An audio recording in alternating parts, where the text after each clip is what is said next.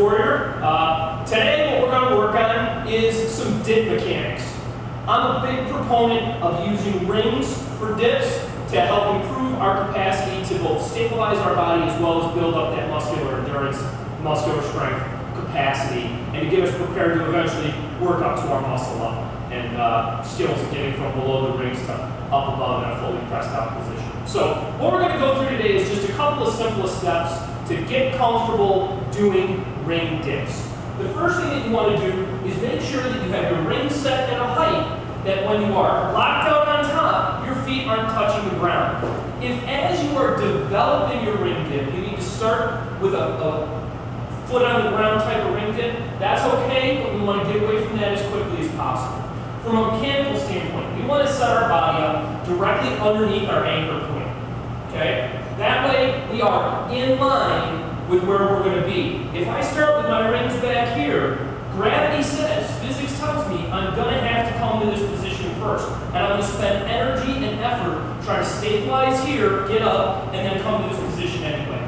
If I think about it ahead of time and establish myself in a good mechanical position first, I'm going to be a step ahead. The next thing is, how wide are the rings? For me personally, I like to have the straps of the rings be just about the edge of my shoulder. And what that allows me to do is when I get my good grip on the rings and bring them tight, I'm not fighting being too narrow or too wide. What you'll see is that, let's say I go too wide. Okay? I can fit between the rings really well, but how much more difficult is it for me to stabilize the rings? I'm trying to pull the rings into my body to find a position of stability. Again, it's much more effort. If we think about this from a pure physics standpoint, a pure mechanics standpoint, if I am set up in a position where I can achieve mechanical advantage, I'm going to be able to get more work done with less energy. The goal is to get good work done, not to tire myself out doing needless work. So, if I've got a good ring dip, what that's going to look like is, at full depth, my elbow is going to be back, my shoulder is going to be to the depth of the ring, or my armpit is going to be to the depth of the ring. Okay? So again, it's going to look like that full depth, press it out, lock it out at the top. Let's say you're not quite there yet. You've been doing dips maybe on a fixed bar, fixed set of rings, or not fixed set of rings, but fixed set of dip bars. Great. You've got the muscular strength to do the dip, but now what you're dealing with is also trying to stabilize. Two things that we can use. Bands. Bands are a great way for if we don't have a good ring dip, or if we don't have a dip at all and we don't have access to fixed bars, to begin helping us develop that dip.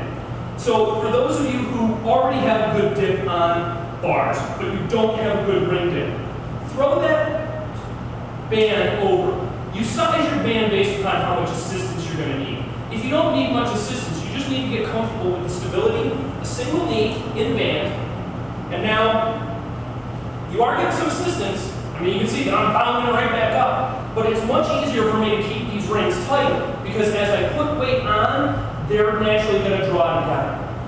If you're past the point where you're worried about stability, and what you're worried about is just building that ring dip, using various combinations of bands, everything from the black 2-inch band all the way down to the purple band by itself, is a way of building that endurance. It's an assistance mechanism to reduce the amount of weight you're putting on your shoulders, on your upper body to move yourself.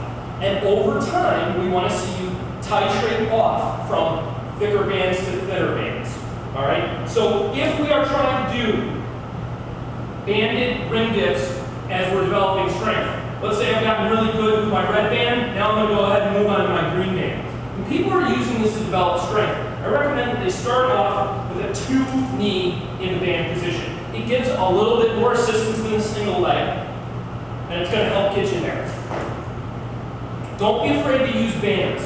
What we don't want to see is cheating the range of motion, right? I don't want to see a ring that looks like this over an assisted full range of motion ring dip. That's it for this week. A little bit of work on the rings. What this will progress you to eventually is building into your muscle-up skills. If you've got a good chest-to-bar pull-up, and you've got good ring dips, there's no reason that you can't learn the muscle ups.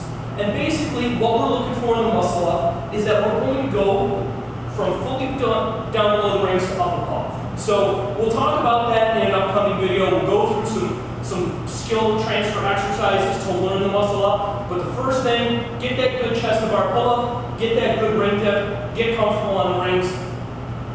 Have a great week, work on your skills. We'll see you soon. Cheers.